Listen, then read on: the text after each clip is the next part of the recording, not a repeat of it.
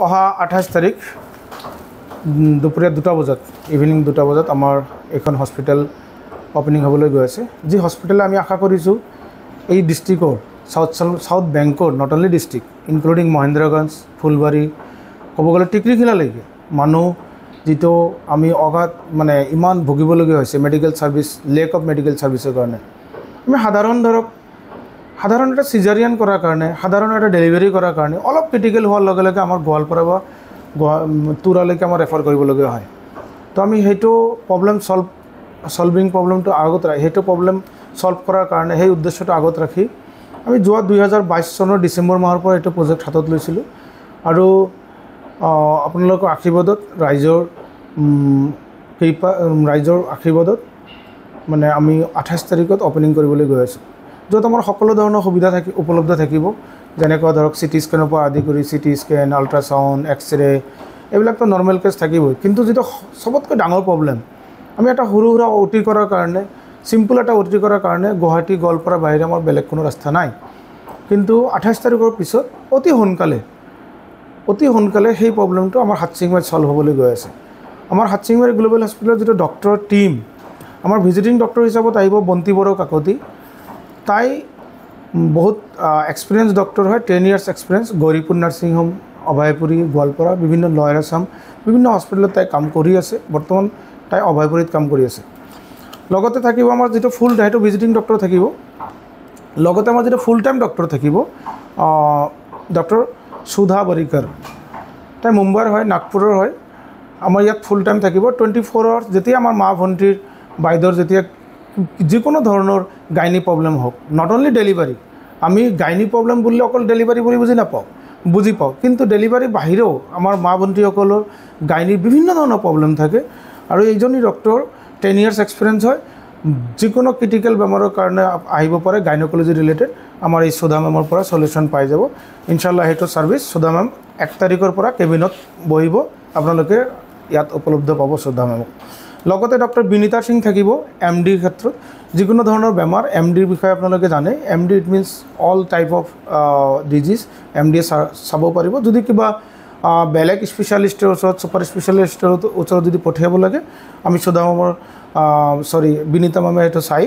মেলি যদি ইয়াত সলভ হ'ল নহ'লে হয়তো ছুপাৰ স্পেচিয়েলিষ্টৰ ওচৰত যাব আৰু স্পেচিয়েলি তাই ডায়েবেটলজিষ্টৰ ওপৰত ভেলোৰৰ পৰা আল্টিমেটলি ইণ্টাৰ্ণশ্বিপ কৰিছে ফেলোশ্বিপ কোৰ্চ কৰিছে লগতে এটা ডাঙৰ প্ৰব্লেম আমি বাৰু ডাঙৰ মানুহখিনি ইফাল যাব পাৰোঁ মূৰ বিষাইছে বা কঁকাল বিষাইছে আমি যাব পাৰোঁ কিন্তু আমাৰ বাচ্চাবিলাকৰ কথা চিন্তা কৰক আজি 2025 চনত আহিও আমাৰ ডিষ্ট্ৰিক্টখনত ভাল এজন চাইল্ড স্পেচিয়েলিষ্ট নাই তো আমাৰ সেইটো প্ৰব্লেমৰ কাৰণে আমি বহুত বিচাৰি বহুত 24 ইয়াৰ্ছ এক্সপিৰিয়েঞ্চ যেটো বৰ্তমান যিজন ডক্টৰ GMCHৰ পৰা চাইল্ড স্পেচিয়েলিষ্ট কোৰ্চ কৰিছে 2003ত কমপ্লিট কৰিছে সেইজন ডক্টৰক আমি বহুত কষ্ট কৰি বহুত তাক ৰিকুৱেষ্ট কৰি আমাৰ জাগাখনৰ সাৰ্ভিস দিয়াৰ কাৰণে আমি মান্তি কৰাইছো সেইজন ডক্টৰ আশিষ তিৱাৰী সেই ডক্টৰজনে ইয়াত উপলব্ধ থাকিব 24 ঘণ্টা যিকোনো সময়ত আমাৰ বাচ্চাবিলাকৰ তে প্ৰব্লেম হলে ইয়াত সলিউশন পাই যাব লগতে গাইনোকোলজিষ্ট থাকি যেটো MBBS কৰাৰ পিছত এনেস্থেচিয়োলজিষ্ট কোৰ্স মিন্স অজ্ঞান কৰা যিজন ডক্টৰ এও উপলব্ধ থাকিব আৰু ৰাজস্থানৰ পৰা আহি আছে লগতে doctor Ahmed Raja Abdullah is from Dibrugarh is topper হেটো বেছৰ টপাৰ ৰেডিঅলজিষ্ট হয় এও থাকিব আৰু MS হিচাপত থাকিব আমাৰ ডক্টৰ ৰাহুল শৰ্মা এও জেনাৰেল সাৰ্জন হয় আৰু ভিজিটিং ডক্টৰ ইফতিকাৰ ডক্টৰ আমাৰ ইয়াৰে লোকেল লৰা মুজাম্মেল হক চৌধুৰী হেবিলাক ডক্টৰ আমাৰ ভিজিটিং ডক্টৰ হিচাপত সাৰ্জাৰী কৰাৰ কাৰণে আহিব আৰু লগতে আমাৰ ফুল টাইম যেটো casualty chief casualty officer doctor Ebenezer Latif এই সাৰ্জন থাকিব ইয়াত লগতে এসএন শৰ্মা সাৰৰ লগতে কথা হৈ আছে যেটো আমাৰ গোৱালপাৰাৰ ফেমাস MD ডক্টৰ হয় আমাৰ লগতে কথা হৈ আছে আৰু বিভিন্ন ডক্টৰৰ লগত কথা হৈ আছে ডেফিনেটলি আমি ট্ৰাই কৰিম যাতে মানুহ অবিয়াসলি হুৰু আৰু কাৰণে যাতে আৰু গোৱালপাৰা গুৱাহাটীলৈ যাব নালাগে যেটো টেষ্টৰ ক্ষেত্ৰত মানে কি টেষ্ট হয় টেষ্ট